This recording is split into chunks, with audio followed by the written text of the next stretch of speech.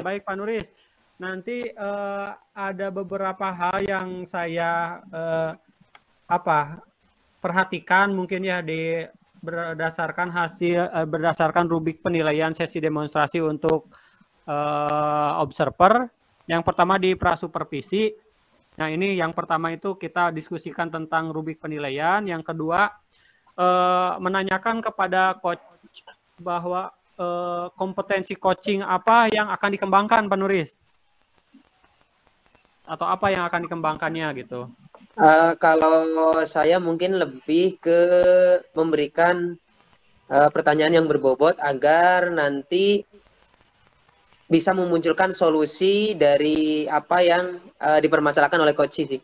Nah, gitu berarti nanti saya akan spesifik mengobservasi tentang pertanyaan berbobot gitu ya, Pak Nuris ya?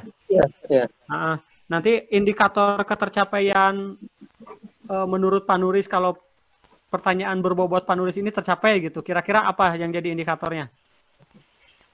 Indikatornya mungkin nanti si Kuci itu bisa menggali apa yang disampaikan kepada coaching dan nanti dari beliau juga menemukan solusi yang terbaik dalam permasalahan yang sedang dihadapinya. Nah, gitu. Jadi ketika si coach berhasil menemukan solusi dari masalahnya, itu indikatornya terpenuhi seperti itu ya. Assalamualaikum warahmatullahi wabarakatuh, Bu Sofi. Waalaikumsalam, Pak Nuris. Lama nih kita nggak bertemu sejak kegiatan Lokakarya kemarin. Gimana nih Bu Sofi kabarnya hari ini? Alhamdulillah, baik, Pak Nuris. Cuma lagi ada beberapa permasalahan nih, Pak Nuris. Alhamdulillah nih kebetulan sekali nih Bu Sofi, mumpung kita sedang bertemu juga. Nah, dalam beberapa waktu ke depan nih, mungkin 15 menit ke depan, kira-kira apa nih yang ingin Bu Sofi sampaikan, bicarakan ketika tadi saya dengar Bu Sofi ternyata ada beberapa permasalahan nih akhir-akhir ini nih. Permasalahan apa itu Bu Sofi kalau boleh tahu saya? Ini nih Pak Nuris, sebenarnya dari berbagai permasalahan yang ada gitu ya.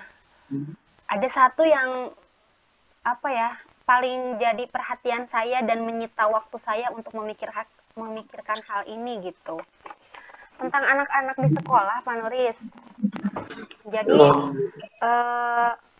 akhir-akhir ini tuh kayak yang nggak semangat gitu belajar sama saya tuh ya, belajar bahasa Sunda gitu kan.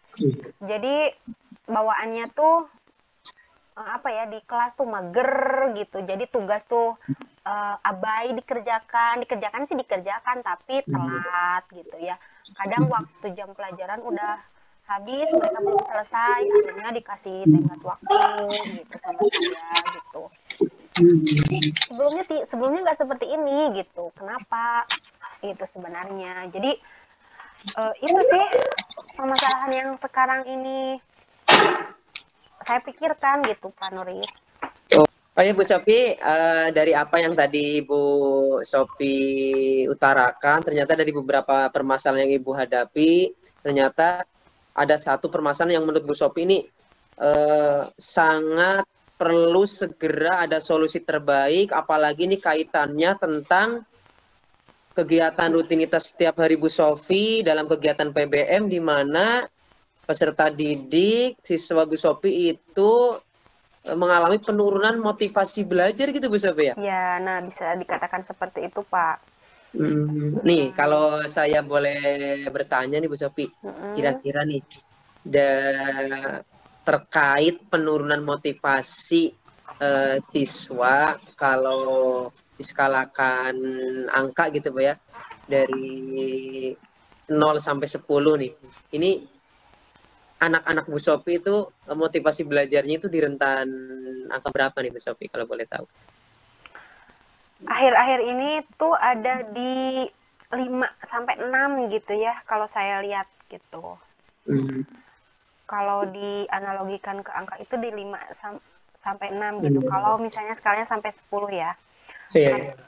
Karena menurut saya itu definisi 10 itu indikatornya itu anak-anak itu antusias di kelas gitu.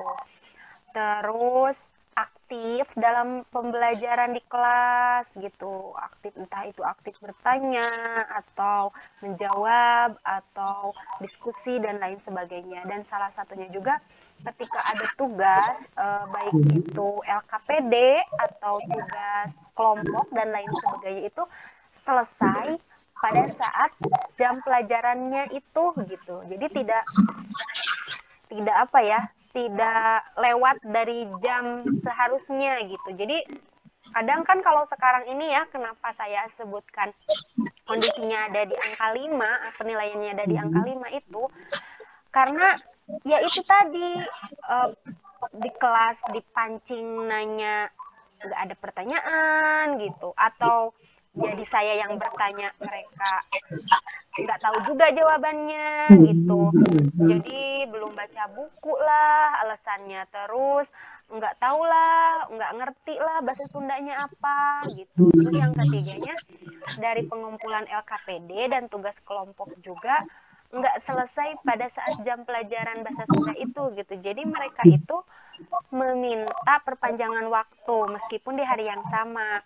Kadang pas istirahat, ibu nanti ya pas istirahat dikumpulinnya gitu. Itu kalau jam pertama. Tapi kalau misalnya jam sayanya itu di jam kelima atau keenam, mereka itu pasti mintanya itu dikumpulkannya itu ketika jam pulang sekolah. Ibu nanti ya ketika jam pulang sekolah dikumpulkan ke meja ibu. Nah di sana saya nggak bisa apa ya, jadi gak bisa berkutik, udahlah yang penting dikumpulin hari ini gitu. Akhirnya jadi saya yang mengalah gitu. Jadi yang penting tugas masuk hari ini gitu aja. Padahal itu saya pun tahu ya itu kurang tepat gitu ya, tindakan seperti itu kurang tepat. Nah makanya di sini saya berharap di coaching kali ini ya saya menemukan solusi supaya anak-anak itu motivasinya itu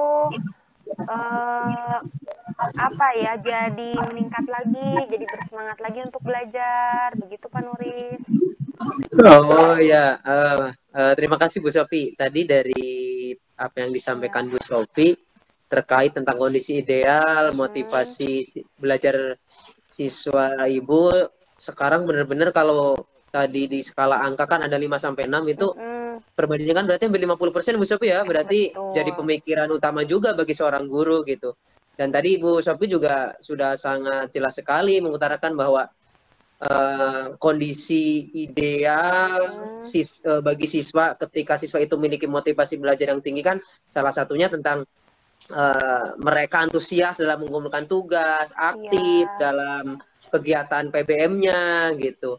Dan yang Ibu rasa tadi sampai ada beberapa kejadian di mana ketika ada beberapa tugas yang disampaikan, ketika jam pelajarnya mungkin berbeda gitu ya, tingkat kesemangatannya Bu tadi saya amati dari apa yang Ibu sampaikan itu jauh sekali ketika ada jam di awal sampai jam di akhir gitu. Jadi mungkin ya pastilah seorang guru seperti Bu Sofi itu menjadi pemikiran gitu kan, perlu nih adanya solusi yang terbaik gitu kan, dalam menyikapi permasalahan ini agar tidak berlarut-larut tentunya kan Bu Sofi ya. Betul, agar Pak. anak-anak lebih baik lagi gitu. Nah mungkin ini sedikit nih Bu Sofi nih, tadi kan Bu Sofi dalam minggu-minggu ini mengalami hal tersebut, otomatis Bu Sofi juga sejak kemarin juga sudah memikirkan, terus mungkin langsung mempraktekkan juga beberapa solusi terbaik nih yang sudah mungkin nggak tahu mulai atau akan diterapkan gitu. Kira-kira apa nih yang sudah ada dalam benak Bu Sofi ketika melihat kondisinya seperti itu gitu? Tentu saya merasa sedih ya kenapa anak-anak seperti ini. Terus saya jadi mencari solusi, bingung ya, tapi saya nggak stuck diam aja gitu. Dari kemarin-kemarin juga saya sebenarnya sudah melakukan langkah-langkah untuk meningkatkan motivasi anak-anak gitu ya. Kemarin tuh salah satunya udah cara pembelajaran berdiferensiasi ya. Saya udah coba ngasih stimulus dari bahan ajar itu udah dibeda-bedakan nih. Saya identifikasi dulu nih anak-anak tuh sebenarnya karakteristiknya seperti apa. Terus pembelajarannya inginnya seperti apa gitu. Cuma yang jadi masalahnya itu rata-rata mereka itu dalam satu kelas itu pemerolehan bahasanya bukan bahasa Sunda, jadi bahasa Jawa. Jadi emang kondisinya itu mereka tuh nggak ngerti bahasa Sunda. Jadi bahasa ibu mereka, bahasa sehari-hari mereka di rumah juga bahasa Jawa. Jadi ketika ada pembelajaran di sekolah tentang bahasa Sunda ya roaming gitu ya. Roaming kebanyakan. Itu sih apa ya, masalahnya, akar permasalahannya itu. Tapi saya mencoba tidak ada dong ya, tidak ada permasalahan yang tidak ada solusinya. Saya yakin itu pasti ada solusinya. Kalau itu masalahnya berarti, tapi kamu semangat nggak belajarnya? Minimal mau nggak belajar gitu? Mau Bu katanya, tapi aku nggak ngerti. Nah karena permasalahannya itu nggak ngerti, akhirnya kemarin itu saya mencoba menggunakan bahasa pengantar pembelajaran bahasa Sunda itu bahasa Indonesia. Jadi pengantarnya itu tetap bahasa Indonesia. Jadi kayak belajar bahasa Inggris lagi lah gitu ya. Jadi ngomongnya bahasa Indonesia, tapi kalau nanti ke konten materi, ya konten materi bahasa Sundanya pakai bahasa Sunda gitu. Itu kemarin tuh. Terus yang kedua, mungkin boring pembelajaran kalau ceramah aja gitu. Akhirnya tadi kan udah setelah mengidentifikasi anak, akhirnya saya mencoba menggunakan beberapa media, salah satunya ada video, ada podcast, terus kita main kayak permainan gitu ya, bikin permainan di dalam kelas sih tentunya gitu. Itu kemarin-kemarin tuh udah melakukan seperti itu ya, lumayan.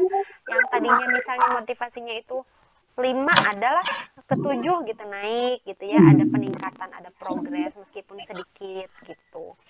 Itu yang itu solusi-solusi yang sudah saya coba terapkan. Cuma untuk kedepannya gini Pak, pembelajaran juga kan mungkin anak-anak tuh biasanya ya lebih menyukai hal-hal yang baru gitu ya, hal-hal yang baru. Saya mencoba berpikir di sekolah itu jarang ada pembelajaran yang outdoor gitu ya, kecuali olahraga mungkin. Olahraga. Nah, rencananya gitu ya, ke depan gitu solusinya itu saya akan buat program, tentunya ini memakan banyak waktu ya, memakan banyak waktunya juga karena terkait perizinan mungkin ke kepala sekolah. Jadi saya punya program field trip atau di bahasa Sunda itu Saba Budaya. Jadi kita itu belajar bahasa Sunda keluar, outdoornya itu bukan hanya di lingkungan sekolah, tapi kita berkunjung gitu ya, berkunjung ke suatu tempat yang di sana itu ada nilai-nilai budaya Sundanya gitu. Kan biasanya gini ya Pak, ini masalahnya tuh motivasi siswa gitu ya yang rendah. Terus yang saya tahu motivasi itu ada 2 kan, ada motivasi internal sama motivasi eksternal. Nih, saya kapasitasnya di sini hanya bisa memberikan motivasi eksternal kepada mereka. Jadi terus aja mendorong. Kalian harus gini terus mencoba ini, tapi motivasi dalam diri mereka itu belum ada. Nah, sedangkan yang penting itu motivasi internal. Kalau udah ada motivasi dalam dirinya, nanti akan dia mau sesulit apapun pelajaran, kalau dia sudah ada motivasi dalam dirinya, dia mau tuh mengerjakan, dia mau berusaha. Itu kalau yang saya tangkap. Akhirnya tadi program yang tadi Saba Budaya itu adalah salah satu cara untuk membangkitkan motivasi internal. Kenapa motivasi internal itu tidak ada? Karena anak-anak menganggap bahwa bahasa Sunda itu tidak penting. Itu biasanya. bahasa Sunda tidak penting, terus dianggapnya kuno, jadi mereka itu kurang apa ya, kurang menyukai, udah nanti mah nggak akan pakai bahasa Sunda ini gitu. Nah akhirnya di program Sabah Budaya itu kita berkunjung ke suatu daerah yang benar-benar di sana banyak sekali nilai budaya Sundanya. Kita ambil contoh lah, kita ke Kampung Naga, ya, yang dekat dari Pangandaran gitu ya, kita ke Tasik, ada di Kampung Naga. Di sana itu benar-benar masih Nyunda gitu ya, betapa pentingnya adat-adat atau budaya Sunda. Bahkan turis mancanegara pun ke sana ada gitu. Nah, terus dari sana nanti kita di sana itu kan ketemu sama sesepuh di sana tuh. Terus mengajarkan tentang nilai-nilai falsafah budaya Sunda gimana, terus pentingnya budaya Sunda bagaimana, terus eksistensi Sunda itu seperti apa di dalam negeri atau di luar negeri. Ada pengetahuan tentang lewat bahasa Sunda tuh kita bisa loh kuliah sampai luar negeri, kita bisa loh jadi orang yang misalnya tuh ada duduk di pemerintahan, taruhlah entah di kementerian atau di mana. Nah harapannya ketika mereka sudah mengetahui informasi-informasi itu dari orang yang benar-benar pakar atau orang-orang yang ahli dalam bidangnya, timbullah rasa percaya. Jadi mereka tuh kalau murid itu, kalau saya yang ngomong jadi nggak percaya kan. Contohnya aja gini, kayaknya kalau polisi misalnya gini ya, kalau guru ngasih tahu kamu pakai sekolah bawa motor ya pakai helm, itu nggak percaya. Apa sih ibu maksud gak percaya tuh?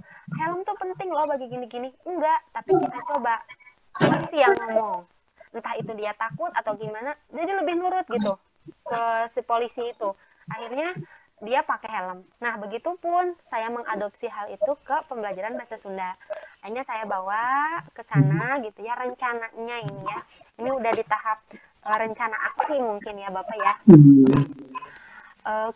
Saya bawa di sana kan ada beberapa sesepuh, terus ada beberapa ahli juga. Emang di Kampung Naga itu udah ada ahli-ahli budayanya, nanti yang bisa semain tentang budaya Sunda tuh begini, kita kedepannya bisa begini, kalau budaya Sunda nggak ada nanti akan gimana.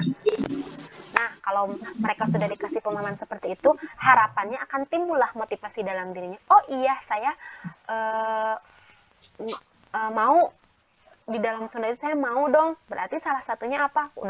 Dia udah suka, misalnya udah menganggap Sunda itu penting ya, penting. Terus udah saya bisa sukses loh lewat budaya Sunda ini gitu ya. Ada yang sampai kuliah ya, entah itu S3 atau profesor, sampai ada yang di Belanda, ada yang di Perancis ya, kalau kemarin saya lihat itu ya. Nah, harapannya timbul motivasi dalam dirinya, terus diturunkan.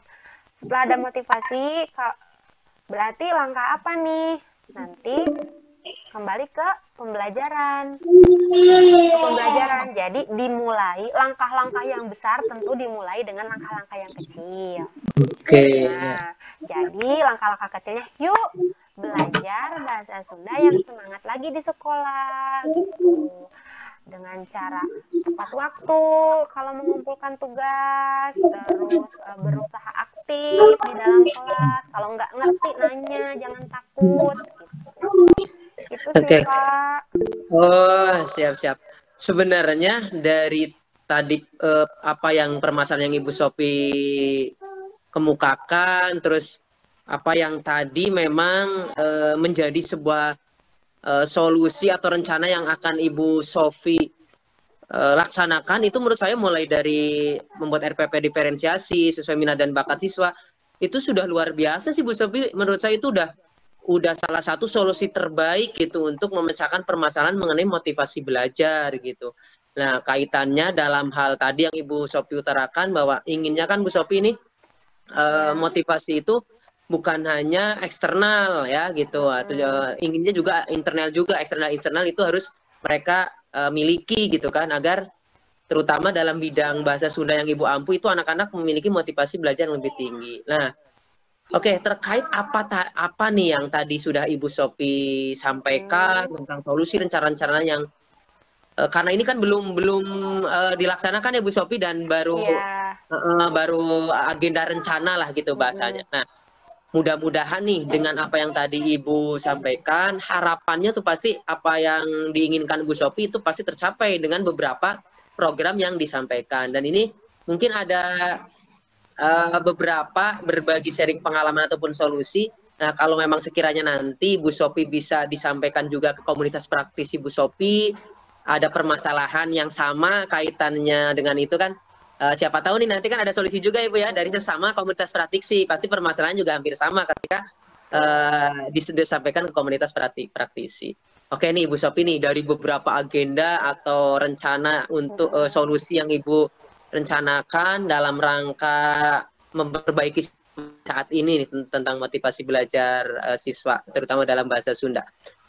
Pasti ada nih yang menjadi prioritas utama atau yang memang ini nih yang paling utama yang harus Bu Sophie laksanakan nih, karena ini sifatnya akan lebih langsung menjadi solusi terbaik.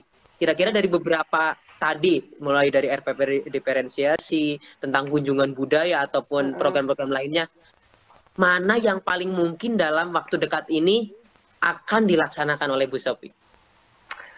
Kalau dalam waktu dekat ini ya tetap berinovasinya dalam pembelajaran, mungkin tetap outing kelas ya, tetap outing kelas. Cuma kalau yang tadi sabab budaya kan itu memerlukan waktu yang panjang, kata saya juga karena terkait perizinan dan lain-lain. Jadi untuk dalam waktu dekat ini yang terdekat, kita kan masih ada kebetulan sekolah kami kan dekat pantai ya. Nah, coba kita mengadopsi meskipun di sana belum ada narasumber atau yang bisa membangkitkan motivasi anak-anak, setidaknya suasana baru. Jadi kita belajar bawa ke pantai, mengenal lingkungannya dengan berbudaya, tetap menggunakan bahasa dan budaya Sunda itu sendiri. Jadi berkomunikasi sehari-hari sebisa-bisa pakai bahasa Sunda. Terus minimal dalam pelajaran saya, minimal ketika pelajaran saya. Terus menerapkan budaya-budaya Sunda. Contohnya apa? Budaya punten dan hatur nuhun, anak-anak itu sangat masih kurang gitu ya. Masih kurang. Jadi banyak yang selonong boy kalau lewat depan guru, depan masyarakat sekitar gitu. Jadi kita pembelajarannya di luar yang terdekat itu, terus mengadopsi nilai-nilai budaya dan menggunakan bahasa Sunda dalam kegiatan tersebut. Iya. Itu mungkin.